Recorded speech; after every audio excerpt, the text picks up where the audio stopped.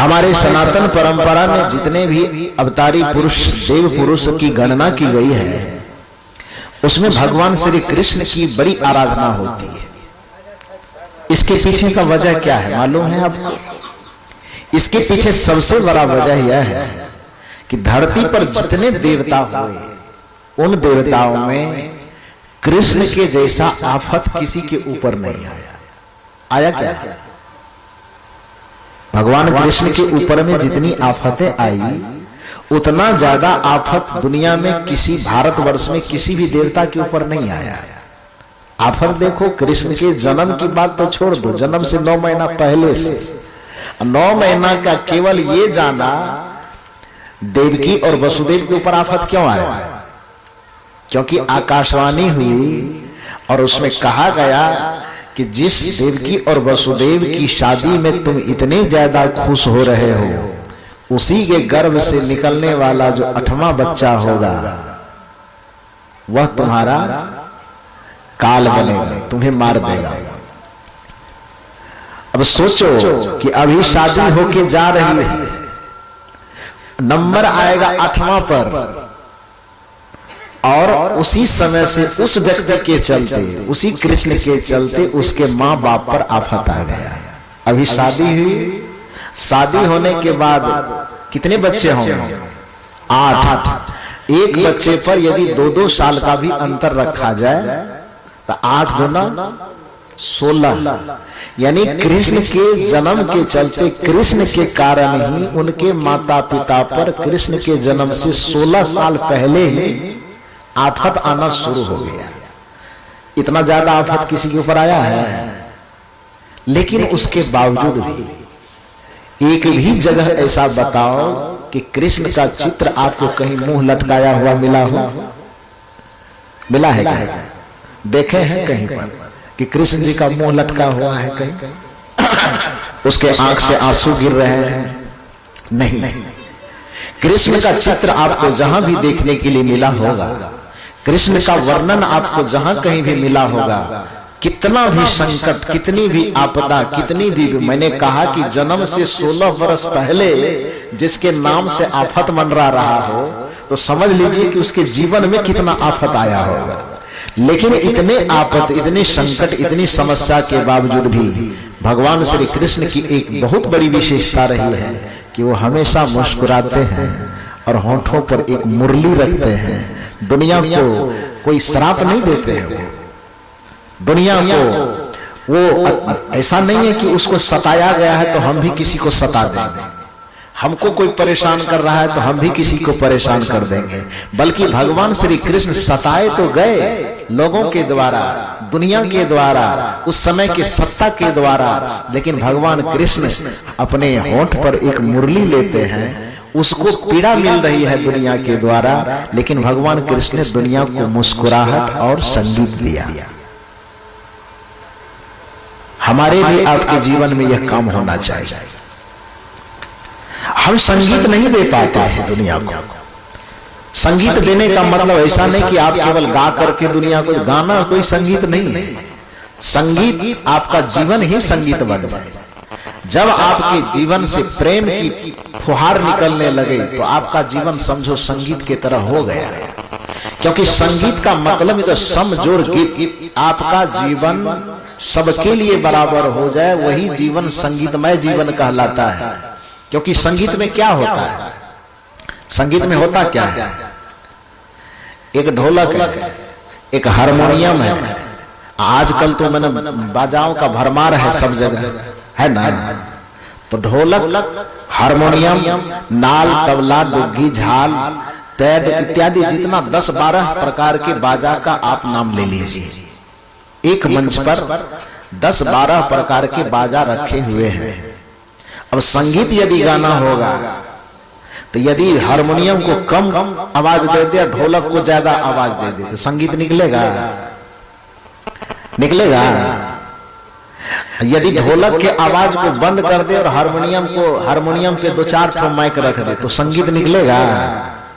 संगीत निकलने का मतलब ही होता है कि 10 प्रकार के भी यदि वाद्य यंत्र हो तो 10 से निकलने वाले आवाज को इतना मिलाया जाए, इतना दोनों को समान अवसर सबको दिया जाए कि उससे निकलने वाली 10 प्रकार के वाद्य यंत्रों से निकलने वाली आवाज संगीत का रूप ले ले। यदि एक भी बाजा का आवाज कम रहा, दूसरे का ज्यादा रहा, 2 का कम रहा, 5 का ज्यादा रहा, तो उसके आवाज को कोई सुनना पसंद नहीं करेगा, उसको संगीत नहीं कहा जाएगा। संगीत का अभिप्राय ही होता है कि जितने वाद्य यंत्र है उससे निकलने वाले सुर और ताल, सुर ताल लय तीनों का समान रूप से संगम हो, उसको क्या कहा जाता है? संगीत कहा जाता है। आपके परिवार में वाद्य यंत्र है, कोई पति है, कोई पत्नी है, कोई बेटा है, कोई बेटी है, कोई भाई है, कोई ननद है, कोई भाभी है, ये सारे समझ लो कि कोई तबला हो, कोई डुग्गी हो, कोई नाल हो, कोई हारमोनियम हो। बैठाओ अपने जीवन पर। परिवार के जितने सदस्य, समाज के जितने सदस्य, वो सभी सदस्य एक एक वाद्य यंत्र हो। सभी के जीवन से जो सुर निकल रहा है वो सुर बराबर है कि नहीं है, वो लय बराबर है कि नहीं है, और सबके जीवन से निकलने वाला ताल बराबर है कि नहीं है। यदि सब परिवार में 10 सदस्य हैं और 10 सदस्य के जीवन से, 10 सदस्य के चिंतन से, 10 सदस्य की विचारधारा से यदि समान लय, सुर और ताल एक साथ निकलता है तो समझ लीजिए कि आपके पारिवारिक जीवन से, आपके जीवन से संगीत निकल रही है।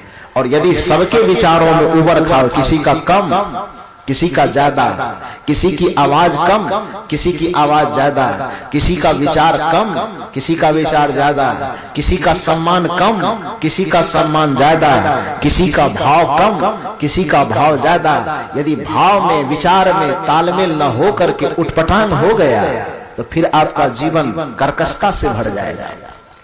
आपके जीवन में मधुरता नहीं आ पाएगी, आपका जीवन संगीत नहीं बन पाएगा, क्योंकि संगीत का एक छोटा सा नियम है, सुर, ताल और लय तीनों का संगम हो जाना।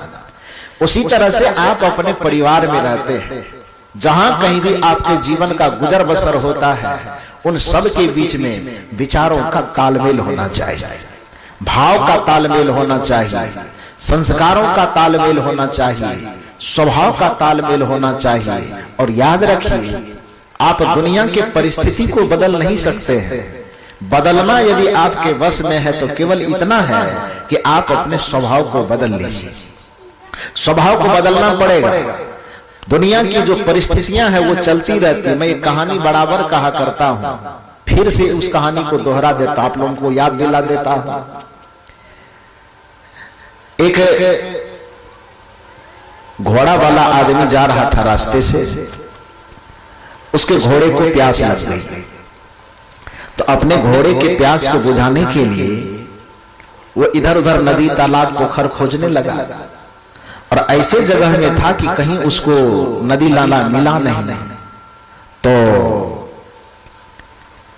चलते चलते चलते चलते एक जगह नजर पड़ी कि एक किसान कुआं खोद करके अपने खेत में पानी पटा रहा है।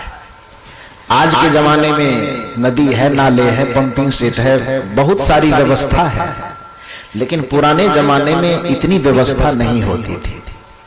बहुत ज्यादा दिन की तो बात हम लोगों को याद नहीं है, लेकिन अपने बचपन में हम लोग भी कई जगह देखते, प्याज मिर्ची जब उधर लगाता था ना लोग, तो अपने खेत में ही कुआं खोदता था, अपने से पटाते थे। आजकल वैसा नहीं होगा, शायद कहीं भी कुआं नहीं खोदता होगा आजकल, लेकिन हम लोग देखे हैं। तो जब हम लोग देखे हैं बचपन में, तो आप लोग तो अपने बचपन में और देखे होंगे।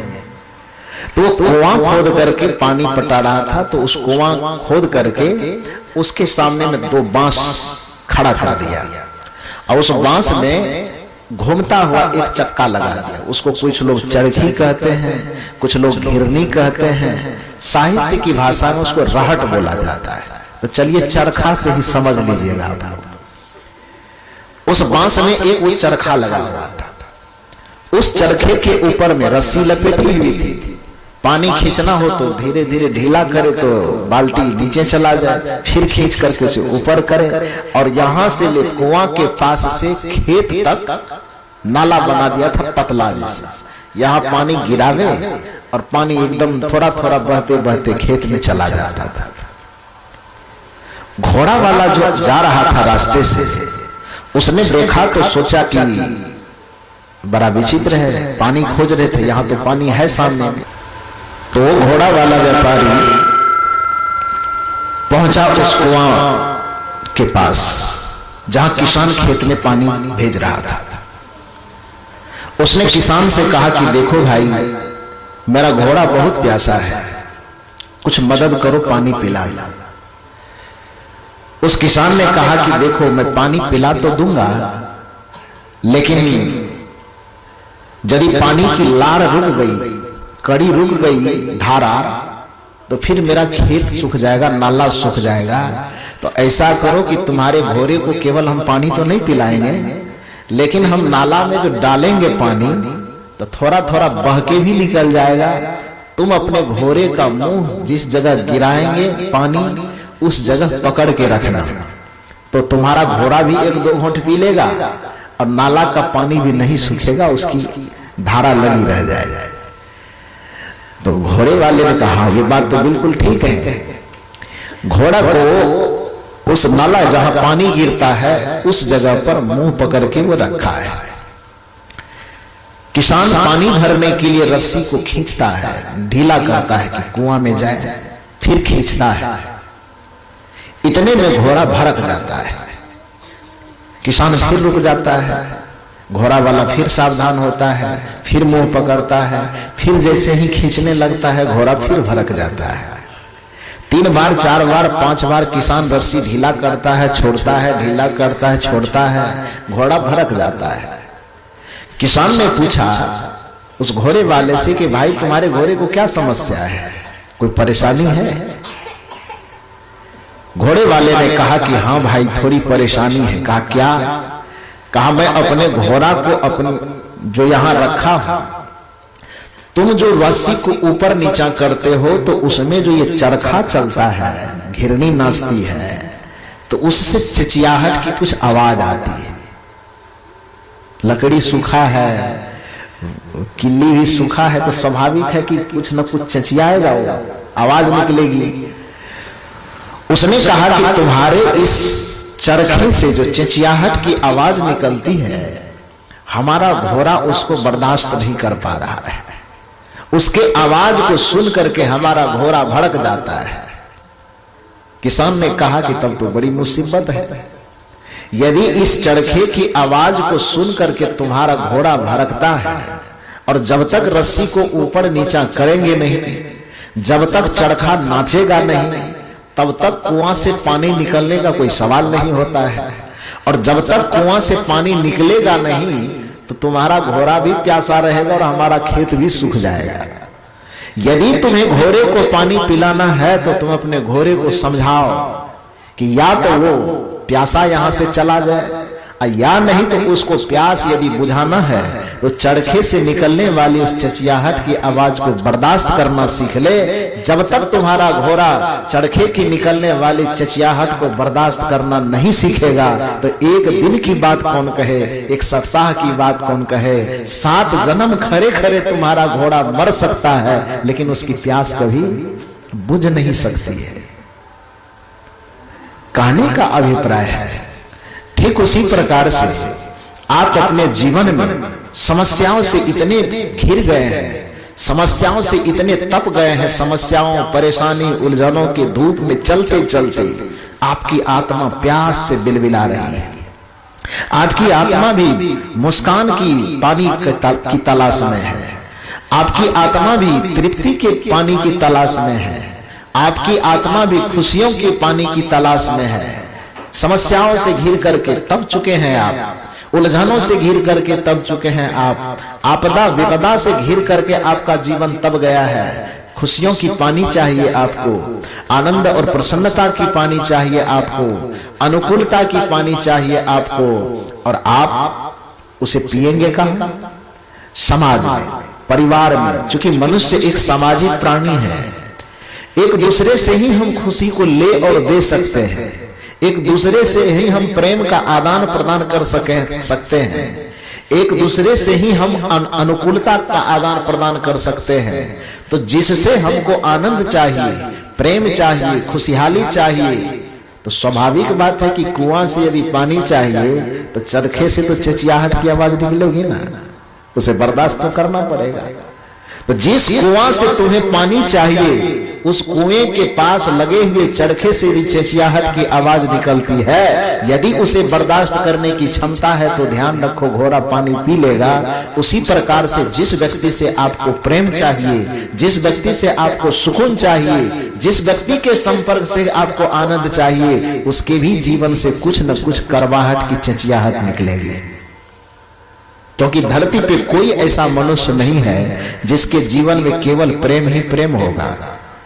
धरती का कोई ऐसा मनुष्य नहीं है जिसके जीवन में केवल दया ही दया होगी। दया के साथ साथ घृणा भी हो। प्रकृति है, दिन है, तो इसमें रात है कि नहीं है?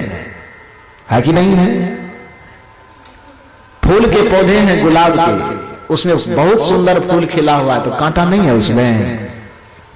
गेहूं धान उपजता है, यदि उसमें चावल और गेहूं के दाने पड़े हैं तो उसमें छिलका नहीं है क्या? केला है तो केला में छिलका नहीं है। नारियल है तो नारियल में वो छिलका उलका नहीं है, कठोर चीज नहीं है। पूरे प्रकृति में ऐसा कोई जगह नहीं मिलेगा आपको कि जिस जगह पर जाएं और आपके अनुकूल चीज ही केवल मिले। केला आपको खाना है तो छिलका को भी सहेज करके रखना होगा। नारियल यदि खाना है तो उसके छिलके को गाली देने की आवश्यकता नहीं है। गुलाब फूल यदि आपको चाहिए तो कांटों का तिरस्कार आप कितना दिन कर पाइएगा? कांटों का तिरस्कार करेंगे तो याद रखें कि आप गुलाब फूल से भी वंचित रह जाएंगे। छिलके का यदि आप तिरस्कार करेंगे तो अनाज के दानों से आप वंचित रह जाएंगे। उसी प्रकार से जिस व्यक्ति से आपको प्रेम चाहिए उनसे करवाहट निकलती है, उसे भी बर्दाश्त करना सीखें। जिससे आपको करुणा चाहिए उसमें यदि कुछ न कुछ कमी है, कुछ न कुछ खामियां हैं, तो उसे भी आप सहन करना सीखें। अन्यथा होगा क्या? घोड़ा बेचारा चरखे की आवाज बर्दाश्त नहीं करेगा, उसे प्यासा ही कुएं के पास से लौट जाना पड़ेगा। उसी प्रकार से पति है, पत्नी है, क्या चाहते हैं? पति यदि पति चाहता है कि हमें पत्नी से प्रेम मिलना चाहिए तो पत्नी का प्रेम आप लेंगे और उसका नफरत कौन? पाकिस्तान वाला लेगा? कौन लेगा? पत्नी चाहती है कि पति हमेशा मेरा आदर करे, अच्छी बात है, चाहिए, अधिकार है आपका। लेकिन यदि आप उससे स्नेह चाहते हैं, उससे आप प्रेम चाहते हैं, तो पति जो गुस्सा करके झगड़ा करके आवेश में बोलेगा तो उसको आपका पड़ोसी बर्दाश्त करेगा? कौन करेगा? प्रेम आपको चाहिए तो उसका नफरत भी आपको ही स्वीकार करना पड़ेगा। उसकी दया आपको चाहिए तो उसका आवेश भी आपको ही स्वीकार करना पड़ेगा। ये नियम है। क्योंकि कहा जाता है फूल पे पांव रखने से पहले, फूल पे पांव रखने से पहले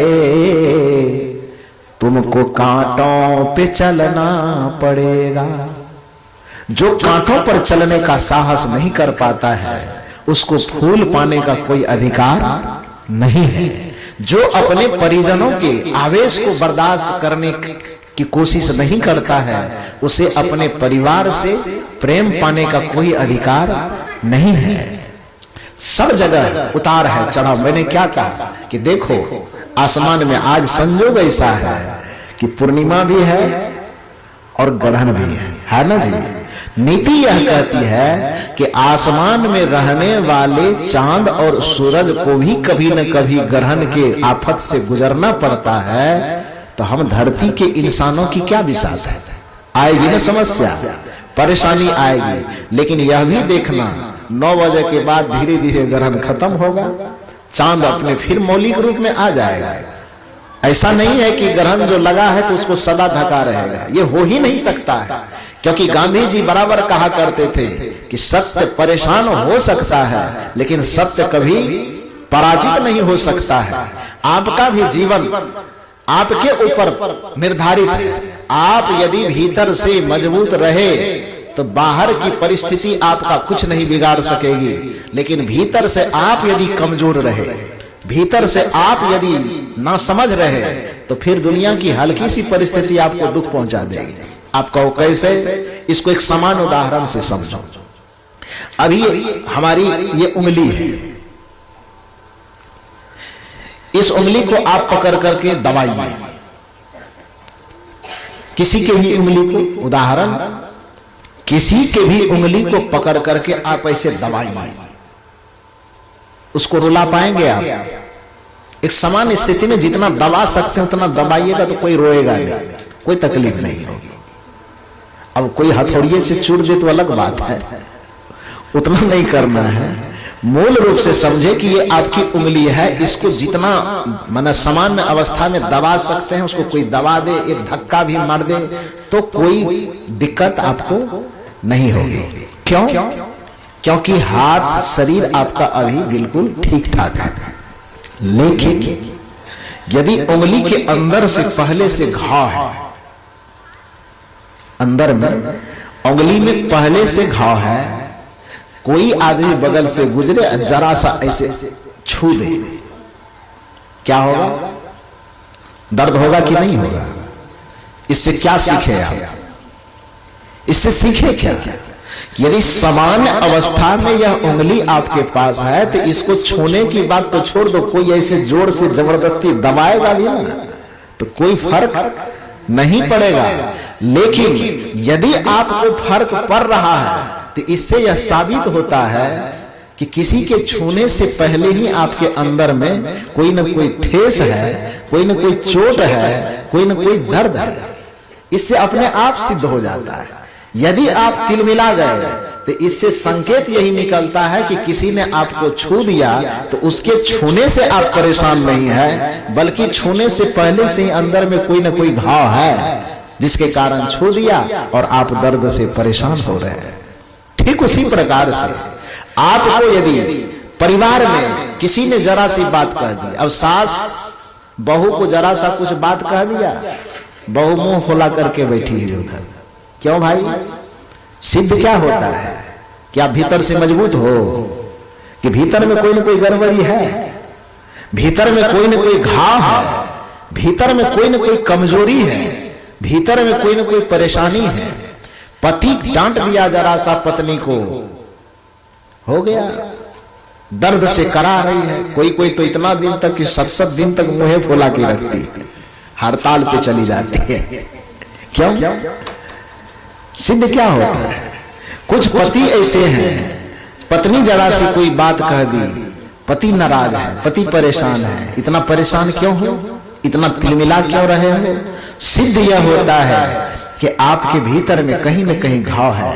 अन्यथा यदि आप बाहर से स्वस्थ रहते तो मैंने कहा छूने की बात तो छोड़ दो, उसको दबाएगा भी पकड़ करके ना तो दर्द नहीं होगा। यदि सास के जरा सा बात कहने से बहू को दर्द हो रहा है तो इससे प्रमाणित यह होता है कि बहू के दिल में कोई न कोई घाव पहले से छिपा हुआ है। यदि बहू के कुछ कह देने से सास को जरा सा बात सुन लेने से कष्ट हो रहा है तो इससे यह सिद्ध होता है कि सास के भीतर में कोई न कोई घाव है। भाई छोटे भाई बड़े भाई को कुछ कह दिया और बड़ा भाई तिलमिला गया, सिद्ध यह होता है। अर्थात जिस लोगों के बीच में हम रहते हैं उनके कुछ कहने से, हल्का सा विचारों के अंतर का झोंका पड़ने से यदि हम नाराज होते हैं, हम उबल जाते हैं, हम परेशान होते हैं, हम रोने लगते हैं, हम रुलाने लगते हैं, हम परेशान होते हैं, दूसरे को परेशान करने लगते हैं, इससे सिर्फ इतना ही संकेत निकलता है कि आपके भीतर में कोई न कोई घाव है। उस घाव का इलाज कैसे होगा? भीतर वाले घाव का इलाज कैसे होगा? क्योंकि घाव 2 प्रकार का होता है, एक बाहर का घाव और दूसरा भीतर का घाव। बाहर का घाव उतना परेशान नहीं करेगा, भीतर का घाव जितना परेशान करता है। भीतर के घाव को मिटाने का क्या उपाय है? तो याद रखिए, घाव चाहे कोई हो उसको मिटाने का एक ही उपाय है। और वह उपाय क्या है? यदि बाहर का घाव आपको परेशान कर रहा है तो आप मेडिकल में जाकर के मेडिसिन खरीदिए। मेडिसिन समझते हैं ना? मेडिसिन का मतलब क्या होता है? दवाई।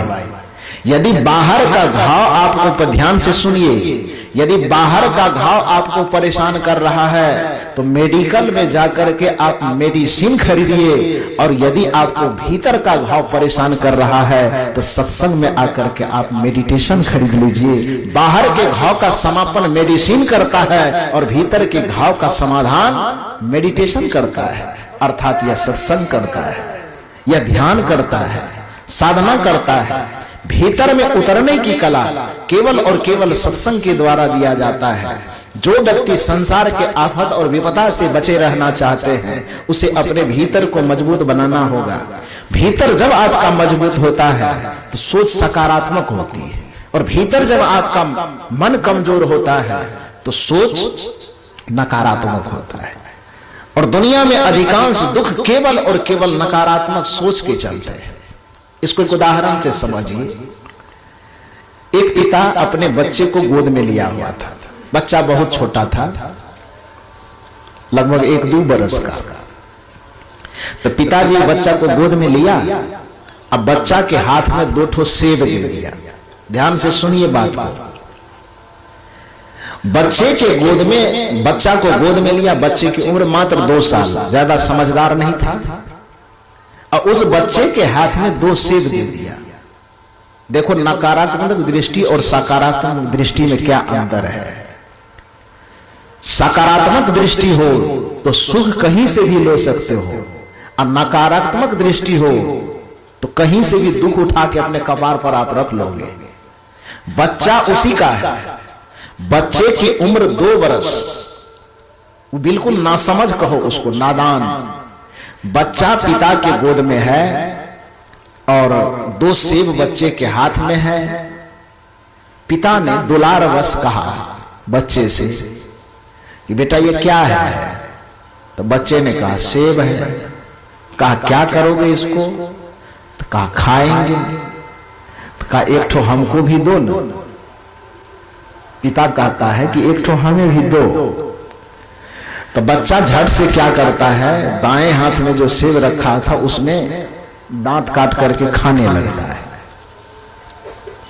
तो पिता जो मांग रहा था तो पिता को नहीं दे करके उसको खुद खाने लगा। तो पिता थोड़ा सा मुंह लटक गया पिताजी का, लेकिन फिर भी थोड़ा धैर्य था कि अच्छा ये के हाथ वाला खाया है, दूसरा में है। तो कहा बेटा अरे तुम सेब खा रहे हो, 1 ठो हमको भी दो ना। बच्चा जो दूसरे हाथ में सेब रखा हुआ था उसको भी खाने लगा। पिता इतना नाराज हुआ कि बच्चे को गोद से छोड़ दिया। जाओ, गोद में लिए हुए हैं, तुमसे सेब मांगे, लेना तो था नहीं, केवल उसके भाव को परखना चाह रहा था कि हमको देता है कि नहीं देता है। पिता नाराज हुआ। आपको क्या लगता है, पिता की नाराजगी ठीक है कि गलत है? इसमें कुछ लोग कहेंगे कि ठीक है, लेकिन देखो इसके आगे की बात पहले सुनो। तो पिता ने बच्चे से कहा कि बेटा सेब खा रहे तो हमको भी दो ना। बच्चा झट से दाएं हाथ वाले को मुंह में लेता है। पिता समझा कि अपना खा रहा है, मैंने कहना चाहता है कि हम नहीं देंगे। दूसरे बार फिर कहता है कि बेटा सेब दो ना। बेटा क्या करता है, ये वाला भी मुंह में झट से मार लेता है। पिता बिल्कुल ये समझ लेता है कि मैंने ये कहना चाहता है कि हम सेब नहीं देंगे, दोनों हम खाएंगे। अर्थ यही निकलता है, और यह अर्थ निकाल करके पिता उसको झट से गोद से छोड़ दिया। बच्चे को चोट लग गई, बच्चा रोया तो, लेकिन उस बच्चे ने बड़ी मासूमियत से कहा कि पिताजी आप हमें क्यों छोड़ दिए, चोट लग गई हमको। तो पिता उस समय गुस्सा में आ गया, क्योंकि उसके भावना को ठेस लगी कि हम मांगे और हमको दिया नहीं। तो उसने कहा झट लाला यहां से भागो, तुमसे सेब मांगे तुम हमको दिए नहीं। देखो मासूम बच्चा क्या कहता है, पिताजी हम तो आपको देने के लिए ही सेब को खाए थे। कहा देने के लिए सेब खाने की क्या जरूरत है? जब देना चाह रहे थे हमको, हम मांगे तो हमको सेब दे देता ना जी। सेब को तुम दांत काट करके खा क्यों लिया?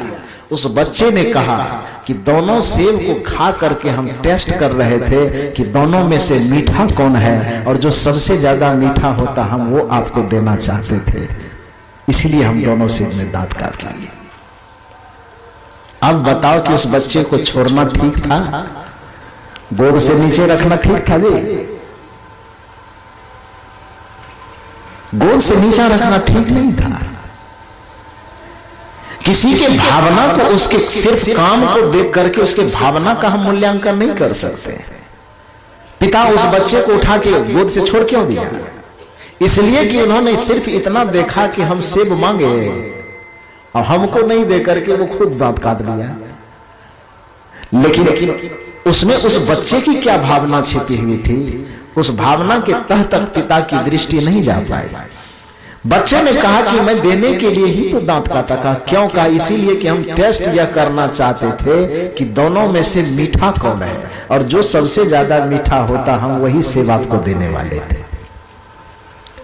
सकारात्मक दृष्टि आपको कार्य के गर्भ में जाकर के भाव तक लेके चला जाता है। नकारात्मक दृष्टि केवल ऊपर ऊपर रखता है, और सकारात्मक दृष्टि आपको हर एक कार्य के अंतिम तल में उसका भाव क्या छिपा हुआ है, उसकी भावना क्या छिपी हुई है, वहां तक लेके चला जाता है। हम जिन लोगों के बीच में जी रहे होते हैं उसमें सबसे बड़ी समस्या यह आ जाती है कि जरा सा अब पिता अपने बच्चे को डांटता है, बच्चा विद्यालय नहीं जाना चाहता है, पिताजी लाठी लेकर के उसके पीछे पड़े रहते हैं कि नहीं जाओगे तो बड़ी छड़ी लगेगी। अब पिता कोई कसाई तो नहीं है, कार्य यह दिखाई दे रहा है कि छड़ी लेके मारने जा रहा है, लेकिन भावना क्या है? भावना कितना उत्तम है, भावना सर्वोत्तम है। भले ही पिटाई की योजना बन रही कि पीटेंगे, पीटना एक हिंसा है कि हम तुम्हें मारेंगे, लेकिन उस मारने के पीछे भावना कितनी अच्छी है। यदि कोई निगेटिव नकारात्मक अर्थ में देखे, बच्चा देखता है, हम लोग को याद है कि जब पढ़ने नहीं जाते थे, बदमाशी करते थे, तो पिताजी बड़ी पिटाई करते थे, माँ थोड़ा कम मारती थी, लेकिन पिताजी तो देखने के साथ लगता था कि अब तुरंत स्कूल चला जाना चाहिए, छड़ी लेके दौड़ते थे। तो हम लोग जब पढ़ने जाते थे तो सब बच्चे 5-10 बच्चे आपस में जाते थे, तो सब अपना अपना बताता था कि आज हमको भी मार लगी, हमको भी मार लगी, और आपस में हम जितने 5-6 बच्चे थे सब मीटिंग करते थे कि वो लोग बड़े हैं तब हम लोग को इतना सताते हैं, हम लोगों को बड़े होने दो, और जब वो मारने के लिए आएंगे तो हम लोग भी छड़ी ले लेकर के उन लोगों को मारेंगे। योजना बनाते थे। लेकिन आज जब बड़ा हुए तो क्या हुआ? बड़ा होने के बाद यह पता चला कि उन लोगों की उस छड़ी की, उन तमाचे की कृपा है कि आज हम लोग सभ्य बन करके सभ्यता के साथ, मर्यादा के साथ उठना जाने हैं, बैठना जाने हैं, खाना जाने हैं, चलना जाने हैं, बोलना जाने हैं। कदाचित उस समय यदि हम माता पिता के डांट न खाए होते, माता पिता के डंडे का डर हमें न दिखाया गया होता, तो आज हम और आप भी कहीं बह रहे होते, कहीं बहक रहे होते, कहीं भटक रहे होते। तो मार लगती है, लेकिन उस मार के पीछे भावना क्या छिपी हुई है? अभिप्राय यह है कि जब आप भीतर से मजबूत होते हैं, जब मेडिटेशन की दुनिया में आप जाते हैं, मेडिसिन तो आपके बाहर के रोगों का समापन करेगा, लेकिन भीतर के रोगों का समापन मेडिटेशन, जिसका अर्थ होता है ध्यान, जिसका अर्थ होता है साधना, जिसका अर्थ होता है भजन। जब आप मेडिटेशन की दुनिया में पहुंचते हैं तो आपके आंतरिक जगत का जो घाव है वह धीरे धीरे समाप्त होने लगता है, और जब घाव समाप्त हो गया तो सबसे पहला काम होता है कि आपका चेतना, आपकी सोच बड़ी सकारात्मक हो जाती है, पॉजिटिव। उसमें कार्य को कम देखते हैं, कार्य के पीछे की भावना को आप देखते हैं। बताओ कि दुनिया का कौन ऐसा पति होगा जो पत्नी का अहित चाहेगा? कुछ नालायक को छोड़ करके, जो नालायके हो जाए तो उसकी बात नहीं हो रही है, लेकिन समान स्तर में कौन ऐसी पत्नी होगी जो पति का अहित चाहेगा? उत्तर निकलेगा नहीं चाहेगा। पत्नी को सोचना चाहिए कि दुनिया का कौन ऐसा पति होगा, नालायक जो है उसकी बात में नहीं कर चाह, पति के तरफ से हो, पत्नी के तरफ से हो, भाई के तरफ से हो, और किसी के तरफ से हो, लेकिन जो समान रिश्ते में है, कौन ऐसा होगा? कौन ऐसे माँ बाप होंगे जो अपने बच्चे का दुश्मन होगा, और कौन ऐसा बच्चा होगा जो अपने माँ बाप का दुश्मन होगा? कोई किसी का दुश्मन नहीं है, कोई चीन वाला और पाकिस्तान वाला नहीं है, सब एक ही घर में, एक ही परिवार में, एक ही खून में जीने वाले, रहने खाने खेलने वाले सब सदस्य हैं। तो स्वाभाविक बात है कि हम दुश्मनी क्यों करेंगे? दुश्मनी हो क्यों जाती है? इसलिए कि केवल और केवल उनकी बात ही हमारे कान तक पहुंचती है, और उन बातों में यदि पॉजिटिव सोच हो जाए, सकारात्मक सोच हो जाए, तो उस भावना तक हम पहुंचेंगे, और परिणाम यह होगा कि विवाद कम होगा। विवाद नहीं, विवाद ज्यादा बढ़ने के कारण, यदि आपकी मैंने कहा कि सोच सकारात्मक हो जाए तो विवाद नहीं होगा, और सोच नकारात्मक हो जाए तो तुरंत विवाद हो जाएगा। बांका जिला में मेरा कार्यक्रम चल रहा था, जो पुराने हमारे लोग हैं वो हमारे तबला वादक को जानते हैं, रामाकांत जी नाम है, तो उसी के गांव में कार्यक्रम हो रहा था। आज से लगभग 9 वर्ष पहले की बात है। उस समय हम भी छोटे, बहुत छोटे थे, और सब लोग सत्संग शाम में होता था, दिन में नदी किनारे सब घूमने के लिए चले जाते थे। उसके घर के बगल में एक नदी बहती थी, तो सब जाते थे 4-5 आदमी टहलने के लिए। तो शाम के वक्त में जब सत्संग अब 2 बजा, हम लोग नदी किनारे घूमने निकले, तो जब जिस रास्ते से जा रहे थे उसी रास्ते में एक पुल था, उस पुल पर हम लोग बैठ गए। तो शाम में लगभग उधर 3 बजे जब स्कूल में छुट्टी हुई होगी, तो विद्यालय से कुछ विद्यार्थी, छोटे छोटे बच्चे पढ़ करके साइकिल पर किताब कॉपी बांधे हुए उधर से आ रहा था। हम लोग सड़क पर, पुल पर बैठे हुए थे, बच्चे उधर से सड़क से आ रहे हैं, और उसी सड़क के किनारे में 2-4 बच्चा बकरी वगैरह चढ़ा रहा है। तो साइकिल पर जो बच्चा विद्यालय से आ रहा था, तो पूरे स्पीड में सब आ रहा था, किसी को होश भी नहीं था कि कॉपी कैसे है, कलम कैसे है, क्या है, नहीं है। तो उस पुल के करीब आते आते उसमें से एक विद्यार्थी का कॉपी गिर गया, कॉपी गिर गया। तो हम लोग चिल्लाए, रुको रुको रुको। तो रुका वो बच्चा, बकरी जो चढ़ा रहा था उसमें से एक को कहा, बुलाया गया, इधर आओ, ये लो कॉपी, और जाकर के उसको दौड़ करके दे आओ। तो बकरी चराने वाला बच्चा वो कॉपी लिया और साइकिल वहां खड़ा किया, गया उधर से दौड़ करके उसको दे दिया। जब दौड़ करके दिया तो चूंकि बच्चे शायद इंग्लिश मीडियम में पढ़ता होगा, और वहां सिखाया जाता है बच्चों को कि कोई आपकी मदद करे तो उसको थैंक यू बोल दिया करो, कोई धन्यवाद बोलो, थैंक यू बोलो, माने उसका आभार स्वीकार करो। उस बच्चे को यह विद्यालय में सिखाया गया था कि कोई भी कोई मदद करे, थोड़ा सा हेल्प करे, तो उसको थैंक यू बोलना चाहिए। वो साइकिल लेके खड़ा था, इसकी कॉपी गिर गई, तो कॉपी जो बच्चा दौड़ करके गया देने के लिए, उसको कॉपी दे दिया। कॉपी देने के बाद वो बच्चा बोलता, विद्यार्थी बोलता है, तुम मेरा कॉपी ला करके दिए, तुमको थैंक यू। लौट करके आया, मस्ती से आ गया। तो यहां जो बैठा था हमारे साथ में पुल पर, उसने कहा कि अरे क्या कहा तुमको? तो कहा कुछ नहीं, कॉपी दिए तो हमको बोला तुमको थैंक यू। तो हम लोगों के साथ में जो बैठा हुआ था एक उसमें कार्टून छेड़ने वाला आदमी था, उसने कहा कि अरे बाप रे बाप, तुमको थैंक यू कह दिया वो। तो कहा तो थैंक यू क्या होता है भैया, थैंक यू का मतलब क्या होता है? अरे बाप, दुनिया में जितना गाली गिरा हुआ होता है सबसे गिरा हुआ गाली है थैंक यू, वो तुमको दे दिया।